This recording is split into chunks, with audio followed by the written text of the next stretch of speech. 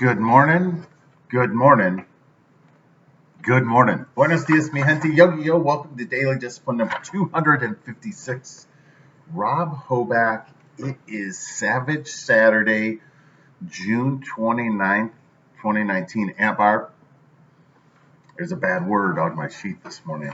Luck my ass.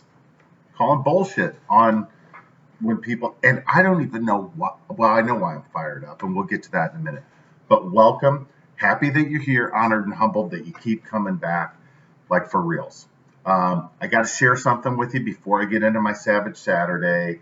I haven't done a very good job of saying, what do I look at and say, gosh, I'd like to do that, right? The Dan Patrick Show. It's on Audience if you have DirecTV every morning. The Dan Patrick Show. He's got like 5 or 6 research production people that he works with. He does a show where he talks about sports and life. They have Meat Fridays. They do dumb shit. Like, that's my kind of life, right? And it's entertaining. So anyway, if this is the best it ever gets, close enough for me, I love it. I love when you guys call and you play my silly game and people say for reals and shit like that. So thank you. Seriously. All right. It's a Savage Saturday. We've established a long time ago that when we're living our best life possible, there are no days off. We have to accomplish something every single day. And spoiler alert, it's going to be like this forever, right? Like, if you want to live a great life, just understand you're going to have to work at it. You can take a day off when you're sick, like really sick, not like lazy people sick. Pardon me. Love me some coffee. All right, first things first, I'm still the realist. I'm also lucky. I didn't even write that down yet because that word just kind of pisses me off. It really does. I've had people come to my house here, right, and say, gosh, you're lucky to live here. And every time it started when I was younger, when I'd be preparing for a meeting, like a proposal meeting or something. Good luck. Like, what the fuck does luck have to do with this, right? Like, luck's not here preparing. Luck didn't do all this. And it immediately, I don't know. I feel like, Saturday, right? But I think you understand what I mean is that, poor people look at, and when I say poor people, let's just talk about that one more time, right? I'm not talking about people who don't have any money. I'm not talking about the people that are disadvantaged by society. I'm talking about people who are poor up here. That say, woe is me, it's not fair. They're successful because something happened to them that was purely based on luck. And I'm saying no.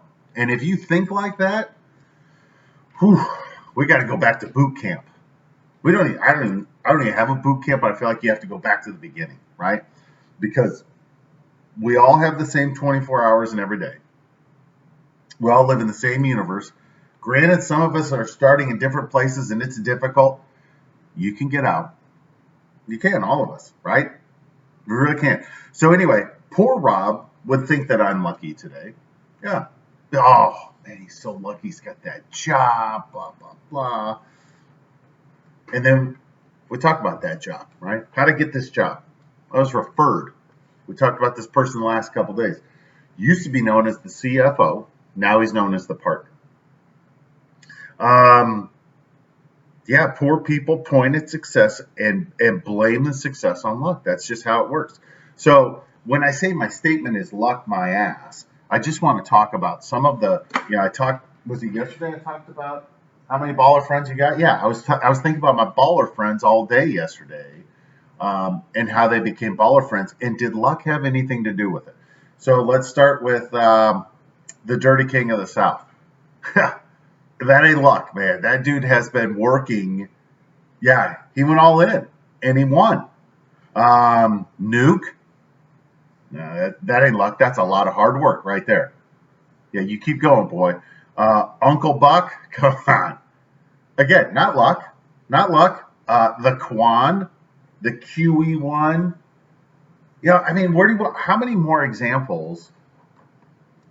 And I'll give you the partner. Not luck either. So when I was able to trade text messages with the partner yesterday, And, I don't know, was it a couple months ago, maybe a few weeks ago, that he and I caught up, and he reminded me of his journey after we split ways 20 years ago, right? And in that conversation, he reminded me about his journey. So again, he and I worked at Steak and Shake restaurants at the same time briefly, right? My experience there was completely different. I was at the top of the game for me.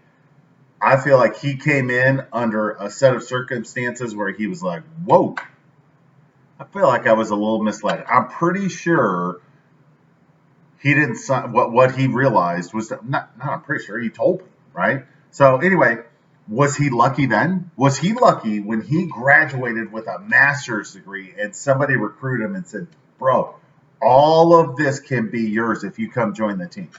Completely misled. Doesn't sound like luck to me. Was he lucky when he was basically thrown to the wolves? Now think about what you have at a national. It wasn't even national. It was a regional restaurant that liked to think of itself as casual dining. It was more fast food, right? So that's the environment. So you have somebody who comes in, and the workforce that is there out in the field is predominantly not a skilled labor. It's not, right? It's people who made different decisions, right, along the way. And they said, this is far enough. I don't need to develop my technical skills or my mind any further than it is right now. I'm just going to work, right? And when those people like me, rose in power, and then they meet somebody like the partner, you're like, whoa, man, that guy's going to take all my stuff. Like, he'll take everything. But I didn't think like that. I was like, look at this dude. I was just like, I knew he was vibrating at a different level, and I'm like, yeah, I got to see what he's doing. Anyway, as the story goes, he was thrown to the wolves. He was treated like garbage, and then he was fired. They just made up a reason to fire him. Bullied by the poor people. Does that sound like luck to you? Doesn't sound like luck to me. Sounds very unlucky. And how he got his way out of there is he had to get his head right. He had to rely on he had to go internal, right? I'm sure there were some external, right? Like his wife and some friends and stuff like that, his real friends, helped him claw and fight his way out. And here we are, 20 years later, like we talked about. 20 years goes by pretty quick too, right? 20 years later, he is a partner in one of the largest consulting firms in the United States, probably in the world, right? I didn't even look it up. All I need to know, dude's a baller. It didn't have anything to have to do with luck. As I look around, all my baller friends, none of them. And here's the last thing. They'll all tell you that part of it was luck.